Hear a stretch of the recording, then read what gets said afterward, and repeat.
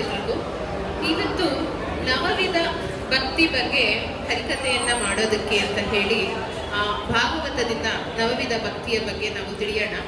ನವವಿಧ ಭಕ್ತಿ ನಮಗೆ ಪ್ರಹ್ಲಾದ್ ಮಹಾರಾಜರು 7ನೇ ಸ್ಕಂದದ 5ನೇ ಅಧ್ಯಾಯದಲ್ಲಿ 23-24ನೇ ಶ್ಲೋಕದಲ್ಲಿ ಹೇಳಿದ್ದಾರೆ ನವವಿಧ ಭಕ್ತಿ ಬಗ್ಗೆ. ಆ ನವವಿಧ ಭಕ್ತಿಯನ್ನು ತಿಳಿಯೋದಕ್ಕಿಂತ ಮುಂಚೆ ಹೇಗೆ ನವವಿಧ ಭಕ್ತಿ ನಮಗೆ ಆಚರಣೆಯಲ್ಲಿ ಬರುತ್ತೆ ಅಂತ ಹೇಳಿ ಪ್ರಹ್ಲಾದರು ಹೇಳಿದ್ದಾರೆ ಅನ್ನೋ ವಿಚಾರನ ಅದಕ್ಕಿಂತ ಮುಂಚೆ ನಾವು ತಿಳ್ಕೋಬೇಕು.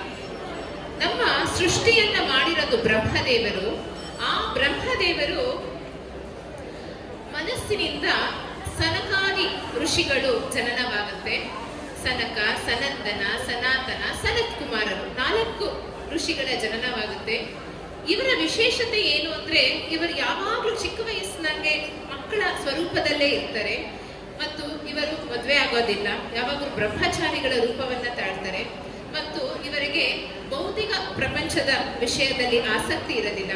ಇವರಿಗೆ ಜ್ಞಾನ ಮತ್ತು ಭಕ್ತಿ ಹೆಚ್ಚಿರುತ್ತೆ. ಇವರು ಮಹಾಯೋಗಿಗಳು, ಜ್ಞಾನಿಗಳು. ಇಂತಹ ಸನಕಾದಿ ಋಷಿಗಳು ಒಂದ್ಸರಿ ವೈಕುಂಠಕ್ಕೆ ಹೋಗ್ತಾರೆ.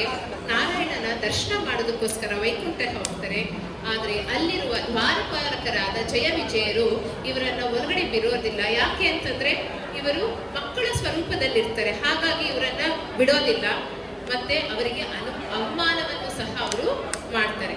ಆದರೆ ವೈಕುಂಠದಲ್ಲಿ ಅಹಂಕಾರಕ್ಕೆ ಮತ್ತು ಅವಮಾನಕ್ಕೆ ಜಾಗ ಇಲ್ಲ. ಆ ಸನಕಾದಿ ಋಷಿಗಳು ಜಯ ವಿಜಯರಿಗೆ ಶಾಪವನ್ನ ಕೊಡ್ತಾರೆ. ಏನಂತ ಶಾಪವನ್ನ ಕೊಡ್ತಾರೆ ಅಂದ್ರೆ, ನೀವು ಭೂಮಿಯಲ್ಲಿ ಜನ್ಮವನ್ನ ತಾಳ್ತೀರಾ ಅಂತ ಹೇಳಿ ಶಾಪವನ್ನ ಕೊಡ್ತಾರೆ. ಹೀಗೆ ಅವರು ಶಾಪ ತಗೊಂಡಾದ್ಮೇಲೆ ಇವರು ಜಯ ವಿಜಯರು ಮಹಾವಿಷ್ಣುವಿನ ಹತ್ತಿರ ಹೋಗಿ ಕೇಳ್ಕೊತಾರೆ, ನಮ್ಗೆ ಭೂಮಿಯಲ್ಲಿ ಜನನ ಬೇಡ, ನಾವು ನಿನ್ನ ಸ್ಥಾನದಲ್ಲೇ ಇರಬೇಕು, ಹಾಗಾಗಿ ನಮ್ಮನ್ನ ಪುನಃ ನಿನ್ನ ಸ್ಥಾನಕ್ಕೆ ಕರೆಸ್ಕೋ ಅಂತ ಹೇಳಿ ಮಹಾವಿಷ್ಣು ಹತ್ರ ಕೇಳಿದಾಗ ಆಗ ಭಗವಂತನು ಆ 4 ಋಷಿಗಳಿಗೆ ಅನುಗುಣವಾಗಿ ಅವರು ಕೊಟ್ಟಿರುವ ಶಾಪನೂ ಸಹ ಇವರು ಸ್ವೀಕಾರ ಮಾಡಬೇಕು ಮತ್ತೆ ಇವರು ಸಹ ಜನನ ತಗೋಬೇಕು ಅನ್ನೋ ಉದ್ದೇಶದಿಂದ ಮಹಾವಿಷ್ಣು ನಿಮಗೆ 7 ಜನ್ಮಗಳು ಭಕ್ತರಾಗಿ ನೀವು ಜನನವನ್ನ ತಗೋತೀರಾ, ಇಲ್ಲ ಅಂತಂದ್ರೆ 3 ಜನ್ಮಗಳಾಗಿ ಶತ್ರುಗಳಾಗಿ ನಿಮ್ಮ ಜನನವಾಗುತ್ತೆ ಅಂತ ಹೇಳ್ತಾರೆ. ಆದ್ರೆ ಈ ಜಯ ವಿಜಯರಿಗೆ ತುಂಬಾ ಬಹಳ ವೈಕುಂಠಕ್ಕೆ ಬರಬೇಕು ಅನ್ನೋ ಆಸೆಯಿಂದ ಅವ್ರು ಏನ್ ಮಾಡ್ತಾರೆ ಅಂತಂದ್ರೆ, ನಾವು 3 ಜನ್ಮವಾದ ಶತ್ರುಗಳಾಗಿ ನಾವು ಜನನವನ್ನ ತಗೋತೀನಿ ಅಂತ ಹೇಳ್ತಾರೆ. ಆವಾಗ ಅವರು ಹಿರಣ್ಯಾಕ್ಷ, ಹಿರಣ್ಯಕಶಿಪು, ರಾವಣ, ಕುಂಭಕರ್ಣ, ಶಿಶುಪಾಲ ಮತ್ತು ದಂತವಕ್ರರಾಗಿ ಅವರು ಜನನವನ್ನ ತಗೋತಾರೆ. ಆ ರೀತಿ ಅವರು ಜನನವನ್ನ ತಗೊಂಡಾಗ ವರಾಹ ರೂಪದಿಂದ ಹಿರಣ್ಯಕಶಿಪುವಿನ ಸಂಹಾರವಾಗುತ್ತೆ, ಹಿರಣ್ಯಾಕ್ಷನ ಸಂಹಾರವಾಗುತ್ತೆ. ಹಿರಣ್ಯಕಶಿಪುವಿಗೆ ಪ್ರಹ್ಲಾದ ಮಗನಾಗಿ ಹುಟ್ಟುತ್ತಾರೆ. ಆ ಪ್ರಹ್ಲಾದ ಮಗನಾಗಿ ಹುಟ್ಟಿದಾದಿಂದ ಅವನು ಅವರ ಅಮ್ಮನ ಗರ್ಭದಲ್ಲಿ ಇದ್ದಾಗಿಂದಲೂ ನಾರದರು ಮಾಡಿರುವಂತಹ ಪ್ರವಚನವನ್ನ ಕೇಳ್ಕೊಂಡೇ ಅವರು ಬೆಳೀತಾ ಹೋಗ್ತಾರೆ. ಹಾಗಾಗಿ ಹುಟ್ಟಿದಾದ್ಮೇಲೂ ಸಹ ನಾರಾಯಣ ನಾರಾಯಣ ಅಂತ ಹೇಳಿ ಅವರು ಸ್ಮರಣೆಯನ್ನ ಮಾಡಿಕೊಂಡೇ ಬೆಳೀತಾರೆ. ಆದರೆ ಹಿರಣ್ಯಕಶಿಪುವಿಗೆ ಆ ನಾರಾಯಣ ಸ್ಮರಣೆ ಮಾಡೋದು ಇಷ್ಟ ಇರಲಿಲ್ಲ. ಹಾಗಾಗಿ ಹಿರಣ್ಯಕಶಿಪು ಪ್ರಹ್ಲಾದ ರಾಜರನ್ನ ಗುರುಕುಲಕ್ಕೆ ಕಳಿಸ್ತಾರೆ. ಆ ಗುರುಕುಲದಲ್ಲಿ ಷಂಡ ಅಮರ್ಕರು ಬಂದ್ಬಿಟ್ಟು ಶುಕ್ರಾಚಾರ್ಯರ ಮಕ್ಕಳು ಅವರ ಹತ್ತಿರ ಭೌತಿಕ ಪ್ರಪಂಚದ ಒಂದು ವಿದ್ಯೆಯನ್ನ ಕಲಿತಾರೆ. ವಿದ್ಯೆಯನ್ನ ಕಲಿತಾದ್ಮೇಲೆ ಪುನಃ ಅವರ ತಂದೆಯ ಮನೆಗೆ ಹಿರಣ್ಯಕಶಿಪುವಿನ ಹತ್ತಿರ ಪ್ರಹ್ಲಾದರು ಬಂದಾಗ, ಗುರುಕುಲದಲ್ಲಿ ಏನನ್ನ ಕಲಿತೆ ಕಂದ ನೀನು ಅಂತ ಕೇಳಿದಾಗ ಆವಾಗ ಅವ್ರು ಹೇಳ್ತಾರೆ, ಶ್ರವಣಂ ಕೀರ್ತನಂ ವಿಷ್ಣು ಸ್ಮರಣಂ ಪಾದ ಸೇವನಂ ಅರ್ಚನಂ ವಂದ್ಯಂ ದಾಸ್ಯಂ ಸಾಖ್ಯಂ ಆತ್ಮನಿವೇದನಂ ಅಂತ ಹೇಳಿ ಪೂರ್ತಿ ಭಾಗವತದ ಈ ಶ್ಲೋಕವನ್ನ ಅವ್ರು ಹೇಳಿದಾಗ ಹಿರಣ್ಯಕಶಿಪುವಿಗೆ ಮಗನ ಮೇಲೆ ಇನ್ನಷ್ಟು ಕೋಪ, ಉದ್ವೇಗ ಎಲ್ಲ ಜಾಸ್ತಿ ಆಗುತ್ತೆ. ಆವಾಗ ಅವರು ಆ ತಂದೆಗೆ ಹೇಗೆ ಶ್ರವಣ ಮಾಡಬೇಕು, ಕೀರ್ತನೆ ಮಾಡಬೇಕು, ವಿಷ್ಣು ಸ್ಮರಣೆ ಮಾಡಬೇಕು ಅಂತ ಹೇಳಿ ಪ್ರತಿಯೊಂದು ಲೀಲೆಗಳ ದೇವರ ಲೀಲೆಯನ್ನು ನವವಿಧ ಭಕ್ತಿಯ ಮುಖಾಂತರ ಹೇಗೆ ದೇವರನ್ನ ಪ್ರಾರ್ಥನೆ ಮಾಡಬೇಕು ಅಂತ ಹೇಳ್ತಾ ಹೋಗ್ತಾರೆ. ಹೀಗೆ ಮೊದಲನೆಯದಾಗಿ ಶ್ರವಣ ಅನ್ನುವುದು ನಮಗೆ ನವವಿಧ ಭಕ್ತಿಯಲ್ಲಿ ಮೊದಲನೇದಾಗಿ ನಮಗೆ ಶ್ರವಣ ಬರುತ್ತೆ. ಶ್ರವಣವನ್ನ ತಗೊಂಡಾಗ ನಮಗೆ ದೇವರಂದ್ರೆ ಬಹಳ ಇಷ್ಟ. ಎಲ್ರಿಗೂ ನಮಗೆ ದೇವರಂದ್ರೆ ಬಹಳ ಇಷ್ಟ, ಪ್ರೀತಿ ಇರುತ್ತೆ. ಆದ್ರೆ ಆ ಇಷ್ಟ ಪ್ರೀತಿ ಭಕ್ತಿಯಿಂದ ಬರಬೇಕು. ಅದು ಹೇಗೆ ಭಕ್ತಿಯಿಂದ ಬರಬೇಕು ಅನ್ನೋದನ್ನ ನಾವು ಶ್ರವಣದ ಮುಖಾಂತರ ಹೇಗೆ ಸಾಧ್ಯ ಅಂತಂದ್ರೆ ಬರೀ ಕಥಾಶ್ರವಣದಿಂದ ಸಾಧ್ಯ ಆಗುತ್ತೆ. ಕಥಾಶ್ರವಣವನ್ನ ಮಾಡಿದ್ರೆ ನಮಗೆ ಪುನರಪಿ ಜನನಂ ಪುನರಪಿ ಮರಣಂ ಅನ್ನುವಂತಹ ಒಂದು ಬರ್ತ್ ಸೈಕಲ್ ಅನ್ನೋದ್ರಿಂದ ನಾವು ಹೊರಗಡೆ ಬರ್ಬೋದು. ಸತ್ಯಯುಗದಲ್ಲಿ ತಪಸ್ಸನ್ನ ಮಾಡಿ ದೇವರನ್ನ ಒಲಿಸ್ಕೊತಾ ಇದ್ರಂತೆ. ತ್ರೇತಾಯುಗದಲ್ಲಿ ಹೋಮಗಳನ್ನ ಮಾಡಿ ದೇವರನ್ನ ಒಲಿಸ್ಕೊತಾ ಇದ್ರಂತೆ. ದ್ವಾಪರ ಯುಗದಲ್ಲಿ ದೇವರಿಗೆ ವಿಗ್ರಹ ಪೂಜೆಗಳನ್ನ ಮಾಡ್ತಿದ್ರಂತೆ. ಕಲಿಯುಗದಲ್ಲಿ ದೇವರ ಸ್ಮರಣೆಯಿಂದ ಮಾತ್ರ ಸಾಧ್ಯ. ಹಾಗಾಗಿ ನಮ್ಮ ಆಚಾರ್ಯರು ಏನ್ ಹೇಳ್ತಾರೆ ಅಂದ್ರೆ ಹರಿರ್ನಾಮ ಹರಿರ್ನಾಮ ಹರಿರ್ನಾಮೈವ ಕೇವಲಂ ಕಲವು ನಾಸ್ತೇವ ನಾಸ್ತೇವ ನಾಸ್ತೇವ ಗತಿರ್ ಅನ್ಯತ ಅಂತ ಹೇಳಿ ನಮ್ಮ ಆಚಾರ್ಯರು ತಿಳಿಸ್ತಾ ಹೋಗ್ತಾರೆ. ಆ ರೀತಿ ನಾವು ಈ ಒಂದು ಶ್ರವಣವನ್ನ ಮಾಡಬೇಕು ಅಂತ ಕಲಿಯುಗದಲ್ಲಿ ಅದೇ ಬಹಳ ಶ್ರೇಷ್ಠ ಅಂತ ಹೇಳ್ತಾ ಹೋಗ್ತಾರೆ. ಅದರ ಸಲುವಾಗಿ ನಾವು ಒಂದು ಉಗಾಭೋಗವನ್ನ ಸ್ಮರಣೆ ಮಾಡೋಣ.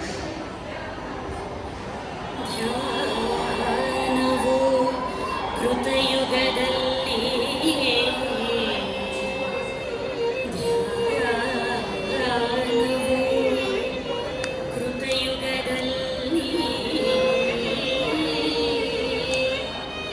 ಯಜ್ಞಯಾಗವು ತ್ರೇತಾಯುಗದಲ್ಲಿ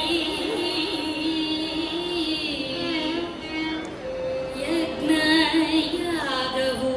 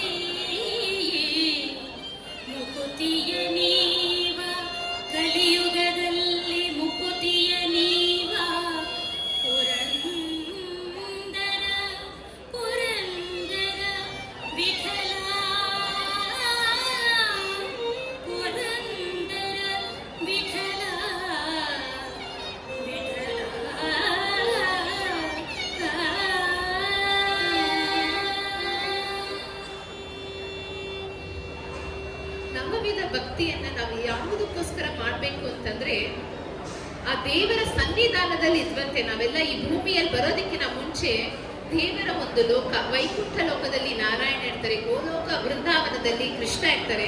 ನಮ್ಮೆಲ್ಲರ ಸ್ಥಾನ ಅಲ್ಲಿದ್ದಂತೆ. ಅಲ್ಲಿ ನಾವು ಕೃಷ್ಣರ ಜೊತೆ ಆಟ ಊಟ ತಿಂಡಿ ಪಾಠ ಎಲ್ಲ ಮಾಡ್ಕೊಂತ ಬಹಳ ಚೆನ್ನಾಗಿ ನಾವು ನಮ್ಮ ಒಂದು ಕಾಲವನ್ನ ಕಡಿತಿದ್ವಂತೆ. ಅಲ್ಲೇನಾಯ್ತು ಅಂದ್ರೆ ದೇವರನ್ನ ನಾವು ಪ್ರಾರ್ಥನೆಯನ್ನ ಮಾಡೋದು ಮರ್ತೋದ್ವಿ. ಆದ್ರಿಂದ ದೇವರೇನ್ ಮಾಡಿದ್ರು, ನಮ್ಮನ್ನ ಭೂಲೋಕಕ್ಕೆ ಕಳಿಸಿ ಇಲ್ಲಿ ಶ್ರವಣ ಸ್ಮರಣ ಕೀರ್ತನ ಈ ತರ ನವವಿಧಿ ಭಕ್ತಿಯನ್ನ ಮಾಡಿ ನನ್ನ ಲೋಕಕ್ಕೆ ನೀನು ಬಾ, ಅಲ್ಲಿವರೆಗೂ ನೀನು ಭೂಲೋಕದಲ್ಲಿ ಇದ್ದು ನೀನು ಎಲ್ಲಾ ರೀತಿಯಾದ ಅಡಚಣೆಗಳನ್ನ ನೀನು ಅನುಭವಿಸು, ಆವಾಗ ನೀನು ನನ್ನ ಸ್ಮರಣೆ ಮಾಡೋದಕ್ಕೆ ನೀನು ಮರ್ತು ಹೋಗಲ್ಲ ಅಂತ ಹೇಳಿ ಕಳಿಸಿದ್ರಂತೆ. ಆದ್ರೆ ವೈಕುಂಠದಲ್ಲಿ ಮತ್ತೆ ಗೋಲೋಕ ವೃಂದಾವನದಲ್ಲಿ ನಾರಾಯಣ ಏನ್ ಮಾಡ್ತಿದ್ದಾರೆ ಗೊತ್ತಾ, ನಮ್ಮನ್ನ ಕಳಿಸ್ಬಿಟ್ರು ಭೂಲೋಕಕ್ಕೆ. ಆದ್ರೆ ಅವನಲ್ಲಿ ದುಃಖ ಪಡ್ತಿದಾರಂತೆ. ಏನಂತ ದುಃಖ ಪಡ್ತಿದ್ದಾರೆ, ಅಯ್ಯೋ ನನ್ನ ಭಕ್ತನ್ ಕಳಿಸ್ಬಿಟ್ನಲ್ಲ, ನಾನ್ ಮಿಸ್ ಮಾಡ್ಕೋತಾ ಇದೀನಲ್ಲ ಅಂತ ಹೇಳಿ. ಹೇಗೆ ಒಂದು ತಾಯಿ ಬೇಬಿ ಸಿಟ್ಟಿಂಗ್ಗೆ ಮಗುನ ಫಸ್ಟ್ ದಿವಸ ಕಳಿಸಿದಾಗ ತುಂಬಾ ಖುಷಿಯಾಗಿ ಕಳಿಸ್ತಾರೆ. ಇಷ್ಟು ದಿವಸ ಮಗು ಮನೆಯಲ್ಲಿ ಗಲಾಟೆ ಮಾಡ್ತಿತ್ತು, ಇವತ್ತಿಂದ 3 ಅವರ್ ಸ್ಕೂಲ್ಗೆ ಹೋಗುತ್ತೆ ಅಂತ ಹೇಳಿ. ಆ 3 ಅವರ್ ಮಗು ಸ್ಕೂಲಲ್ಲಿ ಮುಗಿಸ್ಕೊಂಡು ಬರೋ ಅಷ್ಟೊತ್ತಿಗೆ ಆ ಅಮ್ಮನಿಗೂ ಸಹ ಸಂಕಟ, ಅಲ್ಲಿ ಮಗುಗೂ ಸಹ ಸಂಕಟ ಆಗ್ತಿರುತ್ತಲ್ಲ. ಅಮ್ಮನ ಮಿಸ್ ಮಾಡ್ಕೊಂಡಿರುತ್ತೆ, ಅಮ್ಮನ ಮಗುನ ಮಿಸ್ ಮಾಡ್ಕೊಂಡು ಆ ರೀತಿ ಪರಮಾತ್ಮ ನಮ್ಮನ್ನ ಇಲ್ಲಿ ಕಳಿಸ್ಬಿಟ್ರು. ಆದ್ರೆ ನಾವು ಅವನ ಹತ್ರ ಹೋಗ್ಬೇಕು ಅನ್ನೋದಕ್ಕೆ ಅವ್ನು ನಮಗೋಸ್ಕರ ಕಾಯ್ತಾ ಇದ್ದಾನಂತೆ. ಅಲ್ಲಿಂದ ಪರಮಾತ್ಮ ನಿನಗೆ ನವವಿಧ ಭಕ್ತಿ ಕೊಟ್ಟಿದ್ದೀನಿ, ಭಾಗವತದಲ್ಲಿ ಹೇಳ್ದಂಗೆ ಬೇಗ ಮಾಡು, ನನ್ನ ಲೋಕಕ್ಕೆ ಬಾ ಅಂತ ಹೇಳಿ ಅವನಲ್ಲಿ ತಪಸ್ ಮಾಡ್ತಿದ್ದಾರಂತೆ ಪರಮಾತ್ಮ, ನಮ್ಮನ್ನ ಅವನ ಲೋಕಕ್ಕೆ ಕರ್ಕೊಂಡು ಹೋಗೋದಕ್ಕೋಸ್ಕರ. ಹಾಗಾಗಿ ಈ ನವವಿಧ ಭಕ್ತಿಯಲ್ಲಿ ಮೊದಲನೇದಾಗಿ ಶ್ರವಣವನ್ನ ತಗೋತೀವಿ.